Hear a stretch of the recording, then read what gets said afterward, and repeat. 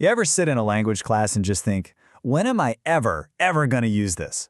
You're memorizing these strange vocabulary lists, you're translating the most bizarre sentences, and it all feels so disconnected from, well, actually talking to another human being. Okay, let's get into this, because there is a fascinating and kind of wild reason why your first language class was probably set up exactly like that. Right, so to really get to the bottom of this, we have to look at a type of sentence that just perfectly sums up the whole vibe of those old textbooks.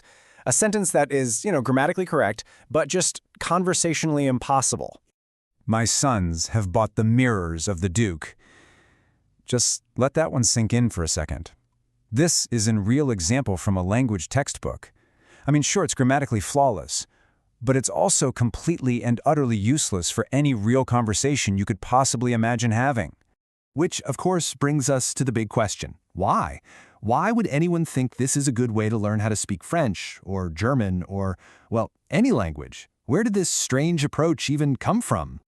Well, the answer is probably not what you're thinking. It has almost nothing to do with teaching modern languages in a useful way, and everything to do with the long history of one single ancient language, Latin. So to understand our weird French class, we've got to rewind the clock. Way back to a time when Latin wasn't a dead language at all. In fact, it was the language. So, about 500 years ago, if you were an educated person in the Western world, you used Latin. Period. It was the language for everything that mattered. Science, religion, business, government, you name it. But starting around the 16th century, things began to shift. As countries like France and England got more powerful, their own languages, French, Italian, English, started to take center stage. And so Latin slowly got pushed out of everyday life. It stopped being a living tool people used to communicate and instead became just another subject you had to study in school, like history or math. And that shift, right there, is the key to everything. Because once people stopped speaking Latin in their daily lives, the whole reason for teaching it got turned on its head. The goal wasn't communication anymore. Oh no, it became something else entirely. And this is the absolute crucial turning point. I mean, think about it. When Latin was a living, breathing language, you learned it for totally practical reasons, to write letters, to conduct trade, to get things done. But after it died, the goal changed completely. You learned Latin to train your brain. The purpose became pure intellectual discipline. This led to this really interesting new idea. Educators started looking at the study of Latin as a kind of mental gymnastics. The whole point was to wrestle with its super complex grammar, all the declensions, the conjugations. It was like taking your brain to the gym. So the fact that it was hard, that wasn't a problem. That was the whole point. And this new method, this way of teaching a dead language as a brain training exercise, well, it created this powerful blueprint that would kind of accidentally end up shaping language education for centuries.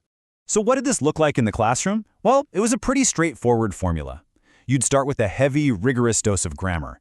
You'd memorize rules just by repeating them. You'd drill verb conjugations over and over again. And the main event? Translating these weird, totally artificial sentences that were designed just to test if you knew the rules. Sound familiar? It probably should. So what do you think happened when schools finally decided, hey, maybe we should start teaching modern languages like French and German? Did they invent a new method designed for, actually speaking to people? Nope. They just took that mental gymnastics blueprint designed for dead Latin and applied it directly to these living, breathing languages. And this copy and paste job is what created the teaching style that absolutely dominated classrooms for nearly 200 years. It actually has a name, the grammar translation method. And this, my friends, is where our weird sentences come from. So what is the grammar translation method? At its core, it's all about analyzing grammar and translating texts. The goal is not to hold a conversation, or order a coffee, or ask for directions. Nope. The goal is to master the rules of the language as an intellectual puzzle, just like they did with Latin. A typical lesson followed this really predictable cycle. 1. Memorize a grammar rule. 2. Learn a list of words. 3. Translate sentences that use that exact rule and those exact words. And that's pretty much it. Notice what's missing from that list. Any actual speaking or listening practice. And this is how you end up with sentences that were never meant to be useful. They were just little vehicles for practicing grammar. You get things like, the philosopher pulled the lower jaw of the hen, or my personal favorite, the cat of my aunt is more treacherous than the dog of your uncle. I mean, these are absurd, obviously, but they perfectly serve the method's one and only goal, making you apply a very specific grammar rule correctly. And so that's the big secret.